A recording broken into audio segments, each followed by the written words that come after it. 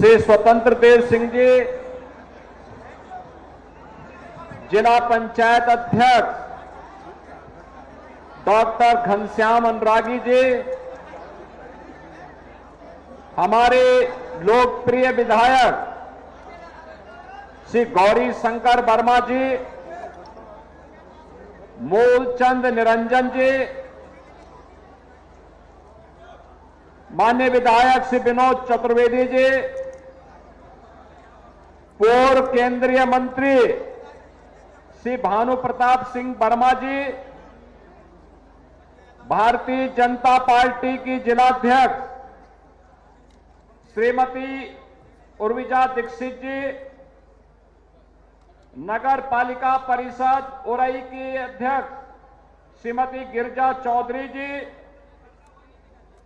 नगर पालिका परिषद जालौन की अध्यक्ष श्रीमती नेहा पुनीत मित्तल जी, गौ सेवा आयोग के सदस्य श्री राजेश सिंह सेंगर जी, सदस्य पिछड़ा वर्ग आयोग बाबा बालक दास जी,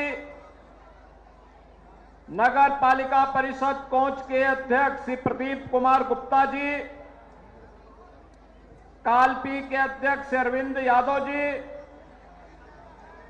पूर्व विधायक केशव सिंह सेंगर जी, पूर्व विधायक नरेंद्र सिंह जादौन जी,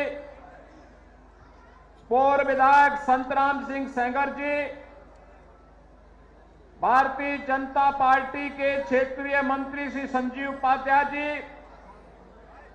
अरविंद चौहान जी, आरपी निरंजन जी, आज के इस कार्यक्रम में उपस्थित भारतीय जनता पार्टी और सहयोगी दलों के सभी पदाधिकारी और जालौन जनपद से जुड़े हुए सभी मेरे उपस्थित बहनों और भाइयों, दीपावली के ठीक पहले मुझे जालौनी माता भगवान वेदव्यास, रक्तदंडिका मंदिर, बैरागढ़ मंदिर और सूर्य कुंड की इस पावन धरा जालौन में आने का सौभाग्य प्राप्त हुआ है। इस अवसर पर लगभग 1900 करोड़ रुपए की परियोजनाओं का सौगात जनपद जालौन वासियों को प्राप्त हो रहा है। इसके लिए आप सबको हृदय से बधाई देता हूं। बहनों और भाइयों, जालौन ऋषि जलवान की पावन साधना स्थली, भगवान वेदव्यास की पावन स्थली के साथ ही जहां इसका पौराणिक महत्व है, वहीं ऐतिहासिक कालखंड में भी कालपी ने फिरंगियों के दांतों को खट्टा करने में यहां के स्वाधीनता संग्राम सेनानियों ने महत्वपूर्ण भूमिका का निर्वहन किया।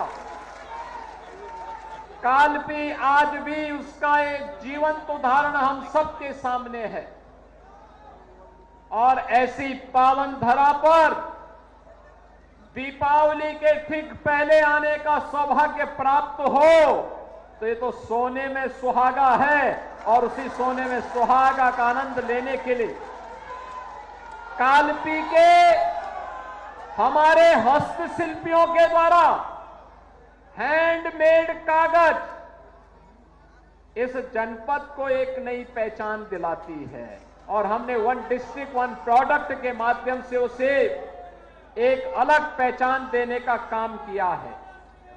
और आज इसीलिए जब मुझे इस जनपद में आने का सौभाग्य प्राप्त हुआ तो मैंने बाहर लगी हुई प्रदर्शनी के माध्यम से उन सबको देखने का प्रयास भी किया।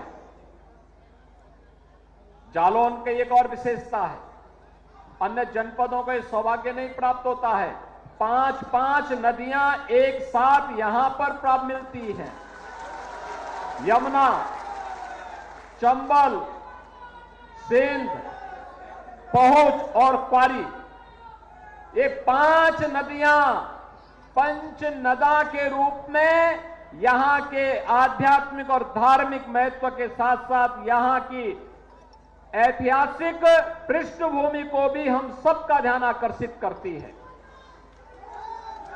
बहनों और भाइयों, और इसीलिए हमारी सरकार ने तय किया है, अगर बुंदेलखंड एक्सप्रेसवे आपके जालौन जनपद के बीच से निकली है तो पंचनदा का प्रोजेक्ट भी बना करके जालौन जनपद की भूमि को, लहलहाते हुए खेतों को एक बार फिर से सबसे बड़ा भूमि के रूप में बदलने का काम हम करेंगे। मैं धन्यवाद दूंगा आपको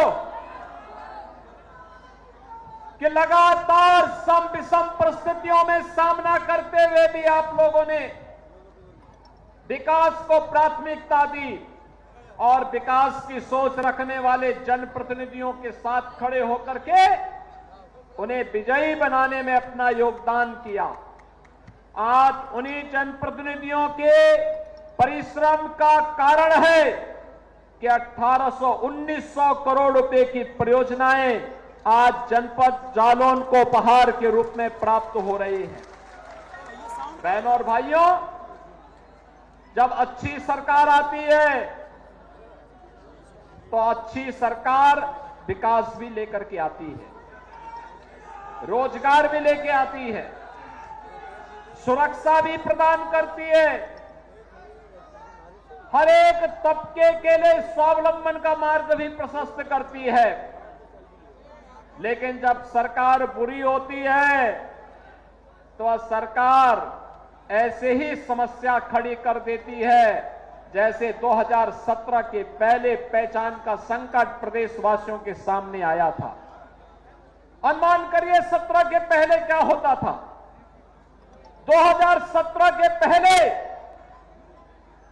चाचा भतीजे की जोड़ी वसूली के लिए निकल पड़ती थी।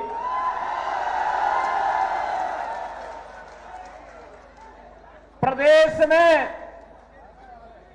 पर्व और त्योहार चल रहे हैं, आपने देखा होगा कुछ लोगों को गलतफहमी हो जाती है और गलतफहमी के रूप में उनको ये लगा कि जैसे सपा की सरकार के समय उनके द्वारा उत्सव के पहले और किसी भी पर्व और त्योहार के पहले दंगा कर दिया जाता था, हिंदुओं के पर्व और उत्सव में पानी फेरने का काम होता था। यही कार्य डबल इंजन सरकार में करेंगे, लेकिन वे भूल गए सरकार बदल चुकी है, भाजपा की डबल इंजन की सरकार है। ये सरकार दंगाइयों के सामने नाक नहीं रगड़ती बल्कि दंगाइयों को नाक रगड़वा करके पर्व और त्योहार के उत्साह को सुरक्षा और सम्मान के साथ आगे बढ़ाने का काम करती है। आपने देखा होगा कैसे 2017 के पहले हर पर्व और त्योहार के पहले पर्व और त्योहार के उत्सव को समाज दंगाई कैसे उस उत्सव भंग करने का काम करते थे। और इसीलिए तो मैं आज समाजवादी पार्टी के मुखिया के बयान को पढ़ रहा था। उन्हें भारत के सामाजिक न्याय के पुरोधा, उन्हें भारत के संतों की परंपरा में सांप्रदायिकता दिखती है और उनको इन दंगाइयों में शांति के दूत नजर आते हैं। बहनों और भाइयों, शांति के इन कथित दूतों का जो दंगा फसाद करते थे, बेटी और व्यापारी के सामने सुरक्षा का संकट खड़ा करते थे, इनकी जगह कहां होनी चाहिए ये डबल इंजन की सरकार ने बता दिया है। ये बता दिया है और यह भी तय कर दिया गया है कि दंगाई और दंगा को प्रेरित और प्रोत्साहित करने वाले अपराध और अपराधियों के साथ खड़े होने वाले लोगों की जगह कहां होनी चाहिए। आज माफिया प्रवृत्ति के लिए प्रदेश में कोई जगह नहीं है, अराजकता के लिए कोई जगह नहीं है। बेटी की सुरक्षा हो या व्यापारी का संरक्षण, अन्नदाता किसान की खुशहाली हो या नौजवान के रोजगार की व्यवस्था, यह डबल इंजन की भारतीय जनता पार्टी की सरकार पूरी प्रतिबद्धता के साथ करने के लिए संकल्पित है। ये समाजवादी पार्टी ही थी जिसे सामाजिक न्याय के पुरोधाओं के स्मारक अच्छे नहीं लगते थे, उनको तोड़ने की बात करती थी समाजवादी पार्टी। ये वही समाजवादी पार्टी है जिस समाजवादी पार्टी ने सत्ता में आते ही सामाजिक न्याय से जुड़े हुए, दलित उत्थान के साथ जुड़े हुए महापुरुषों के नाम पर बने हुए स्मारकों को समाप्त करने की घोषणा कर दी थी। ये वही समाजवादी पार्टी है बहनों और भाइयों जिसने 2012 में सत्ता में आते ही पूरे प्रदेश के अंदर एक जनपद एक माफिया पैदा करके उस जनपद में अराजकता फैलाना प्रारंभ कर दिया था। ये वही समाजवादी पार्टी है जो समाजवादी पार्टी नौजवानों के रोजगार पर डकैती डालती थी, बेटी की सुरक्षा पर सेंध लगाने का काम करती थी। और उस समय किस प्रकार के नारे इनके द्वारा लगाए जाते थे? उस समय इनके नेता कहते थे कि लड़के हैं गलती कर देते हैं,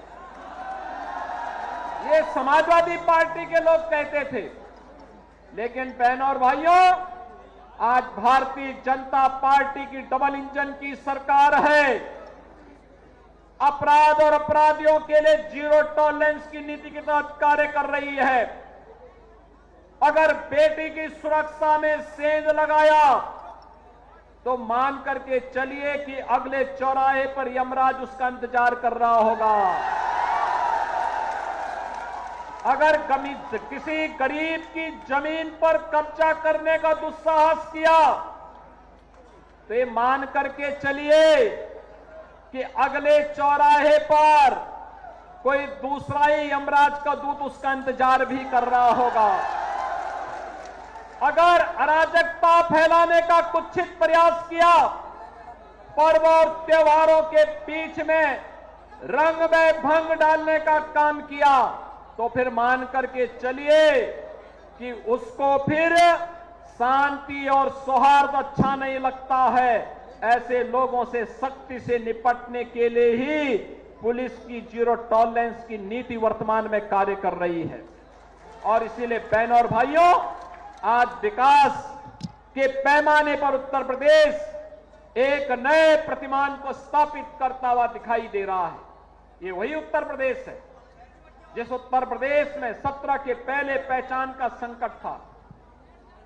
नौजवान उत्तर प्रदेश का कहीं बाहर जाता था, उत्तर प्रदेश का नागरिक प्रदेश के बाहर जाता था, लोग पूछते थे कहां से है, या तो अगर उत्तर प्रदेश का नाम बता दिया, जालौन का नाम, इटावा का नाम, औरैया का नाम, झांसी या बुंदेलखंड के किसी जनपद का नाम बता दिया, तो बहनों और भाइयों, सामने वाला व्यक्ति फिर सीधी मुंह बात नहीं करता था।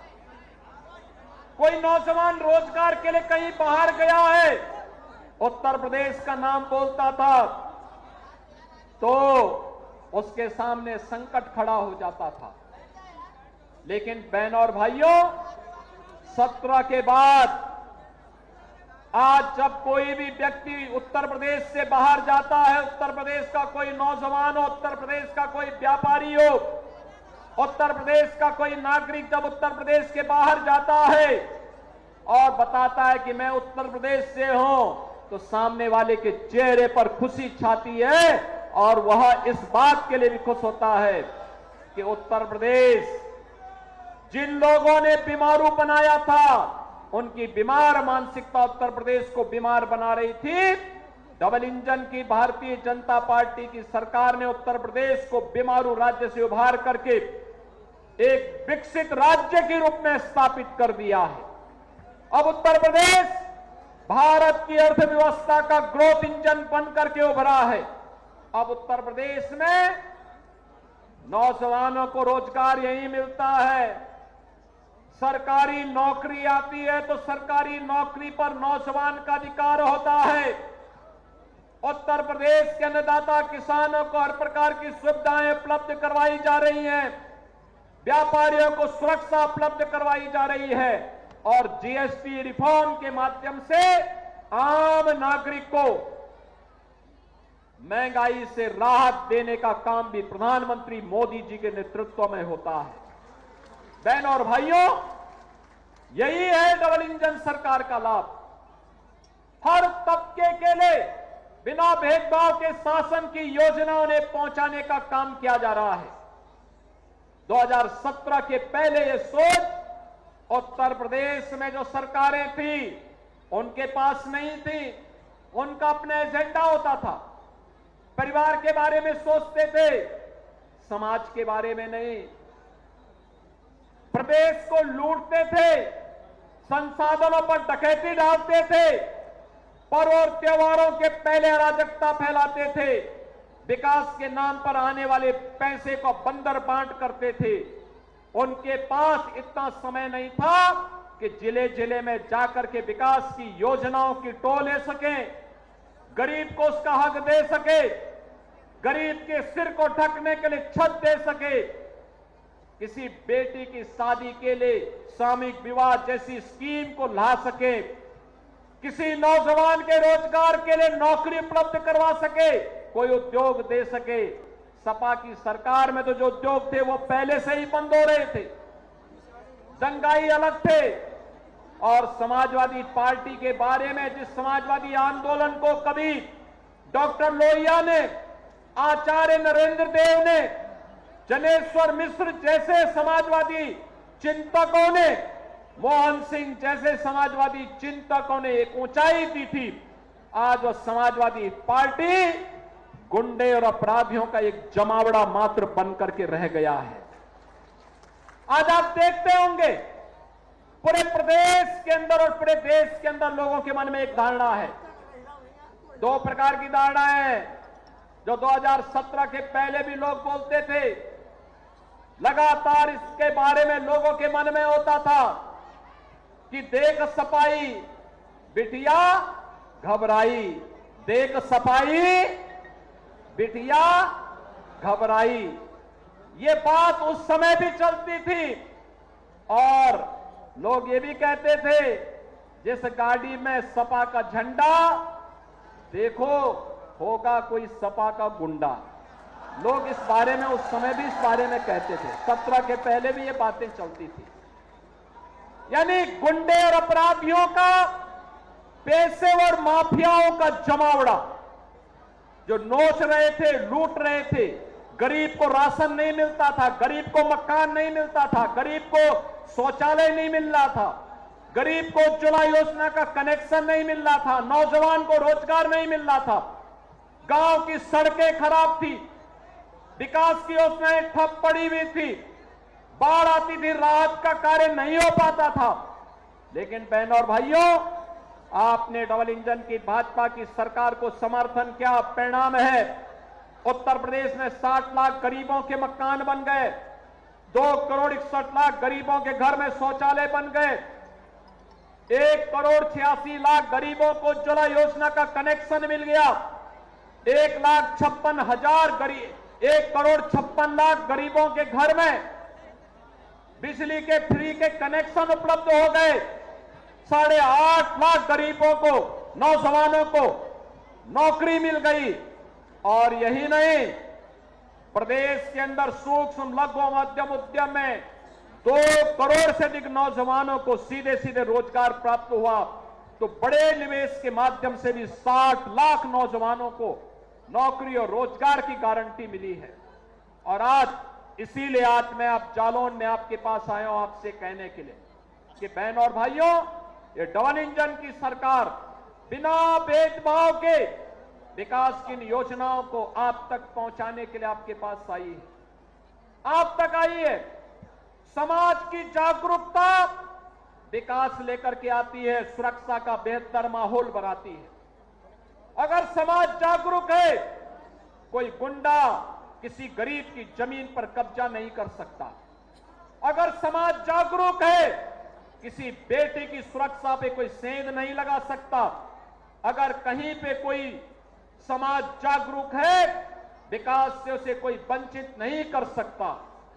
और मुझे लगता है उसी समाज को जागरूक करने के लिए आज मैं आपके पास आया हूं, आपसे कहने के लिए, आप अपनी चीजों को लेकर के स्थानीय जनप्रतिनिधियों के पास जाइए, प्रशासन के पास जाइए, और अगर वहां पर भी प्रॉपर सुनवाई नहीं हो रही है, प्रभारी मंत्री के पास अपनी एप्लीकेशन भेजिए।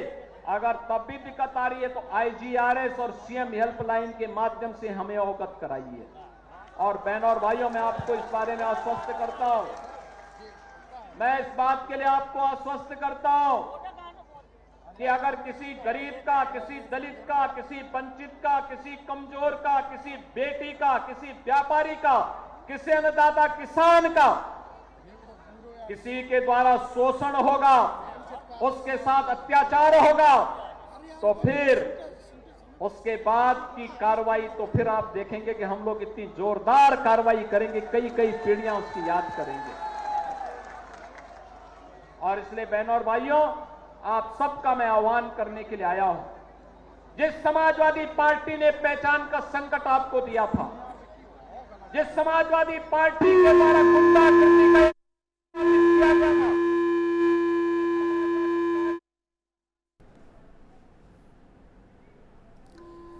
तो देखिए, मुख्यमंत्री योगी आदित्यनाथ यहां पर 1900 करोड़ रुपए की परियोजनाओं का लोकार्पण और शिलान्यास किया है। पार्टी और सहयोगी दलों के सभी पदाधिकारी और जालौन जनपद से जुड़े हुए पैदा करने का प्रयास हुआ था। बहनों और भाइयों, उसकी गुंडागिर्दी की हरकतों से आप सावधान होइए। आज इनके पास कोई मुद्दा नहीं बचा है, अब केवल एक मुद्दा इनके पास बचा है, और जिसको ये पहले भी करते थे, वो करते थे जातीय संघर्षों की स्थिति पैदा करना, आपस में लड़ाने की कुत्सित चेष्टा करना। इनकी इस मंशा को सफल मत होने दीजिए। मैं बार बार कहता हूं कि बटेंगे तो एक रहेंगे तो फिर हमें जातिवादी मानसिकता के लोगों के चक्कर में नहीं पड़ना है। अन्यायी अत्याचारी के खिलाफ डट करके लड़ने के लिए तैयार होना है। सरकार आपके साथ खड़ी है। विकास के लिए कोई योजना आती है, विकास का पैसा 100% विकास के कार्य में खर्च हो, यह हम सब का एक संकल्प होना चाहिए, और यही स्वसंकल्प है जो हमें विकसित भारत की ओर लेकर के जाएगा। बहनों और भाइयों, विकसित भारत के प्रधानमंत्री मोदी जी के संकल्प को आगे बढ़ाने के लिए हमारी सरकार ने विकसित उत्तर प्रदेश के एक संकल्प को आगे बढ़ाया है। विकसित उत्तर प्रदेश का मतलब, उत्तर प्रदेश विकसित होगा तब जब जालौन विकसित होगा। आप जालौन को विकसित देखना चाहते हैं ना? सब लोग विकसित जालौन देखना चाहते हैं। तो विकसित जालौन के लिए आत्मनिर्भर ग्राम पंचायत, आत्मनिर्भर क्षेत्र पंचायत, आत्मनिर्भर जिला पंचायत, आत्मनिर्भर वार्ड और आत्मनिर्भर नगर निकाय भी होना चाहिए। ये भी विकसित होने चाहिए। इसके लिए मैंने पंचायत के, क्षेत्र पंचायत के, जिला पंचायत के, नगर निकायों के सभी जनप्रतिनिधियों के साथ स्वयं भी संवाद किया। उत्तर प्रदेश विधानसभा में लगातार 28 घंटे तक चर्चा चली, और इसके लिए हमने समर्थ पोर्टल पर विकसित उत्तर प्रदेश के लिए उत्तर प्रदेश के नागरिकों से, युवाओं से, अन्नदाता किसानों से, प्रबुद्ध जनों से, व्यापारियों से, उद्यमियों से, महिलाओं से, सबसे सुझाव मांगे हैं। आप भी सुझाव दे करके विजन डॉक्यूमेंट उत्तर प्रदेश 2047 के लिए उसमें सहभागी बन सकते हैं।